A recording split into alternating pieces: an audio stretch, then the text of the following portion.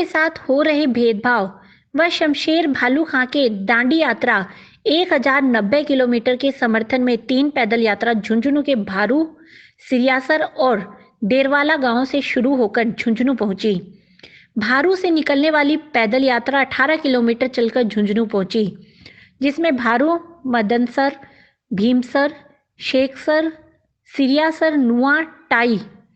महनसर, मुकंदगढ़ व झुंझुनू के युवा शामिल हुए। पद यात्रा का मुख्य उद्देश्य झुंझुनू जिले के विद्यालयों और महाविद्यालयों में उर्दू स्वीकृत करवाना है।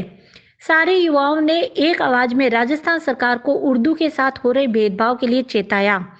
भारू के युवाओं ने कहा कि हमारे पास हेतम सर के कॉलेज में ही उर्दू स्वीकृत नहीं है और झुंझुनू के मलसीसर कॉलेज को छोड़कर किसी भी कॉलेज में उर्दू स्वीकृत नहीं है, जिससे कांग्रेस सरकार का भेदभाव पूर्ण व्यवहार नजर आता है। झुंझुनू में इब्राहिम खान के नेतृत्व में 168 फीट के तिरंगे के साथ सभी युवाओं ने झुंझुनू शहर में मार्च निकाला। इस मौके पर खान ने कहा कि सरकार जनता की भावना का सम्मान करते हुए उर्दू के साथ दूसरे दर्जे का व्यवहार करना बंद करें और जिन विद्यालयों और महाविद्यालयों में उर्दू विषय की आवश्यकता है वहां उर्दू विषय खोला जाए और शिक्षकों की पोस्ट स्वीकृत की जाए और पैरा टीचर को नियमित किया जाए, वरना एक बड़ा आंदोलन खड़ा किया जाएगा और उसकी समस्त जिम्मेदारी सरकार की होगी। उसके बाद एडीएम को ज्ञापन सौंपा गया,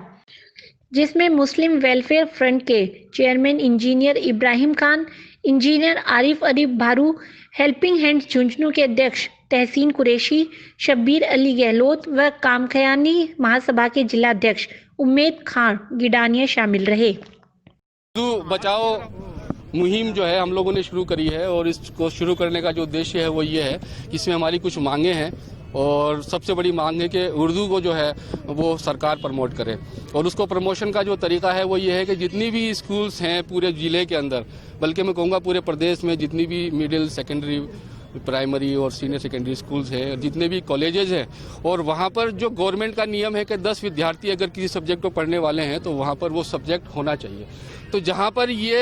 एलिजिबिलिटी जो है उर्दू के लिए जहाँ पर है वहाँ पर उर्दू सब्जेक्ट खोले जाएं और वहाँ पर उर्दू की जो पोस्ट है वो सैंक्शन की जाए। जितने भी कॉलेज हैं, स्पेशली मैं बात करूँ झुंझुनू हेडक्वार्टर पे हमारी 2 कॉलेजेस हैं, बॉयज़ एंड गर्ल्स, और बड़ी संख्या में वहाँ पर उर्दू सब्जेक्ट को पढ़ने वाले बच्चे हैं, लेकिन बावजूद उसके वहाँ पर इतने सालों के अंदर कोई उर्दू सब्जेक्ट के लिए अभी तक किसी ने ना कोशिशें तो हुई हैं लेकिन उसका कोई फल नहीं निकला और वहाँ पे अभी तक कोई उर्दू सब्जेक्ट नहीं है। अगर हम बात करें हेतमसर में कॉलेज खुली है या चिड़ावा में है, खेतड़ी में, कहीं पर भी मेरे ख्याल से सिर्फ एक कॉलेज है पूरे जिले के अंदर जहाँ पर अलसीसर या मलसीसर जो वहाँ पर एक उर्दू की सब्जेक्ट है। तो हमारी ये मांग है कि जितनी भी जगहों पर उर्दू खोली जा सकती है वहाँ सरकार खोले, वहाँ पे पोस्ट सैंक्शन करे और उसके लिए हम लड़ते रहेंगे। और उसके अलावा हमारी जो दूसरी मांग है वो ये है कि शमशेर खां जो हैं चूरू से दांडी यात्रा पे निकले हुए हैं उर्दू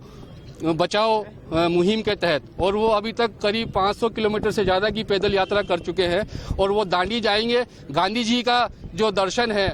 उस दर्शन को दिमाग में रखते हुए कि उस वक्त जब जैसे गांधी जी निकले थे दांडी यात्रा पर, बिल्कुल उसी मुहिम के तहत वो निकले हैं उर्दू को बचाने के लिए। और 500 किलोमीटर जाने के बाद में भी सरकार की जो उदासीनता है वो देखने में सामने आ रही है कि अभी तक कोई सरकार का प्रतिनिधिमंडल जो है ना वो उनसे मिलने के लिए नहीं गया। अगर हम बात करें कि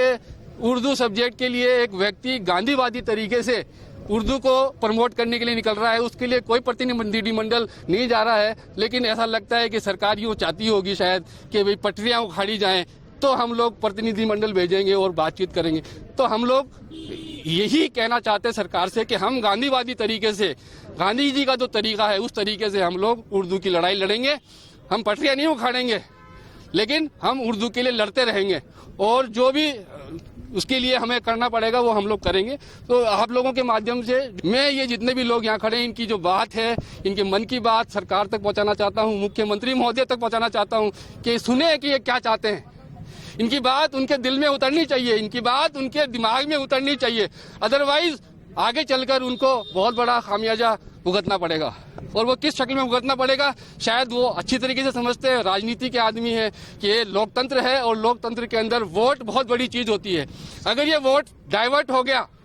तो उनके लिए एक बड़ी मुश्किल जो है सामने खड़ी हो जाएगी। हम एक बड़ा आंदोलन खड़ा करेंगे। जैसा कि मैंने कहा कि आज हम लोग सांकेतिक रूप से आए हैं, हमने बहुत कोशिश करी है, बहुत से लोग आना चाहते थे, हमने उन लोगों को रोका है कि नहीं, कोविड गाइडलाइंस के तहत हम लोगों को सिर्फ एक सांकेतिक रूप से, एक सिंबॉलिक रूप से हमें लोगों को मैसेज देना है। आज हमने सांकेतिक रूप से मैसेज दिया है प्रशासन को भी और सरकार को भी, लेकिन अगर सरकार हमारी इस बात पे नजर नहीं डालेगी, वो दांडी तक पहुंच भी जाएंगे और उनकी बात पे ध्यान नहीं दिया जाएगा, तो ये एक बड़ा आंदोलन खड़ा होगा। इसके लिए सरकार तैयार रहे देंगे। और जो एक बात भाईजान ने पूछी किसी ने कि पैरा टीचर्स, तो पैरा टीचर्स जितने भी लगे हुए हैं उन पैरा टीचर्स के लिए भी हमारी ये मांग है कि सरकार, जब राजस्थान के चुनाव थे उस वक्त घोषणा पत्र के अंदर ये कहा गया था कि पैरा टीचर्स को नियमित किया जाएगा। अभी इतना वक्त होने को आया, अभी तक वो नियमित नहीं हुए हैं, तो ये हमारी कंडीशन है, ये हमारा उनसे मांग है कि जितने भी पैरा टीचर्स हैं पूरे राजस्थान भर के अंदर उन सबको नियमित किया जाए।